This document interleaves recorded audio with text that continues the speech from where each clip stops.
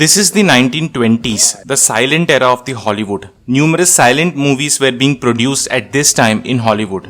Among the several people acting in these movies, there was one person named Norman Trevor.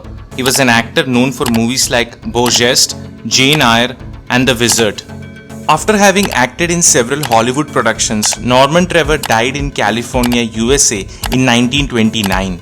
But even though Norman Trevor had worked his entire life in USA, he was not born there. Norman Trevor was born as Norman Gilbert Pritchard in the year 1877 in Calcutta, while it was still under British rule. While in British India, Norman Pritchard excelled in athletics. From 1893 to 1900, he was ranked as the best athlete in British India. Norman Pritchard is best remembered for being part of the 1900 Paris Olympics, where he represented British India. He won 2 silver medals, one each in 200 meters hurdle and 200 meters race, and thereby he technically became the first person born in India to win an Olympics medal. But the first Indian to win an Olympics medal in an individual sport was Kashaba Dada Saheb Jadhav. Jadhav was born in 1926 in Satara to a Maharashtrian family which was well immersed in the world of wrestling.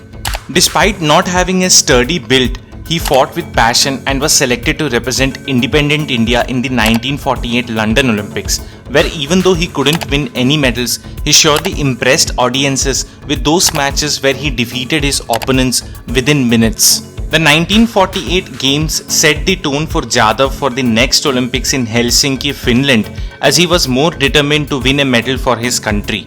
But before the 1952 Olympics, Jadhav faced both financial as well as technical obstacles. Jadhav had to fight and defeat rival Niranjan Das more than twice to be able to represent his country. Despite having defeated Das, Jadhav found himself being overlooked in the squad for the 1952 Olympics. He wrote to the Maharaja of Patiala, who was also the president of the Indian Olympic Association then, and had a say in the selection. The Maharaja convinced the authorities to hold a bout again. For the third time, Jadhav defeated Das and qualified for the 1952 Helsinki Olympics. But Jadhav faced financial difficulties in arranging his stay in Finland. This is when the principal of Rajaram College, where Jadhav had graduated from, arranged a sum of Rs 7,000 after mortgaging his own house. Other people too contributed and took care of other requirements. To each of his creditors, Jadhav gave a printed receipt which he took back once he repaid the loan. To be a part of the Olympic opening ceremony, players had to be dressed in formals and Jadhav didn't even have a pair of socks, leave aside a shirt, a trouser or a blazer. Those two he had to borrow.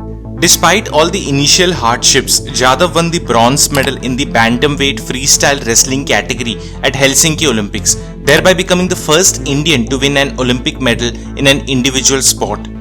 India would have to wait for 44 years to get its next individual medal in the Olympics when Leander Paes won the bronze medal in men's singles tennis at the 1996 Atlanta Olympics. Jadhav could not try for the next Olympics due to an injury and instead took on the role of a sub-inspector in the state police in 1955. He resigned in 1983 as an assistant commissioner of police in Maharashtra. As great a wrestler as he was, Jadhav received no awards that recognized his contribution to the country and the sport while he was alive.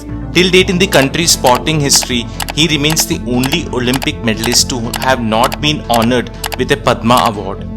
The Maharashtra government awarded the Chhatrapati Puraskar to him posthumously in 1993, and he was also posthumously honored with the Arjuna Award in 2001. In 2010, the wrestling stadium at the Indira Gandhi Sports Complex in the national capital was renamed the KD Jadhav Stadium after the wrestler. Given how hard India had made it for Jadhav to even make the trip to the Olympics, Jadhav's medal showed that grit and commitment can help one overcome seemingly insurmountable odds.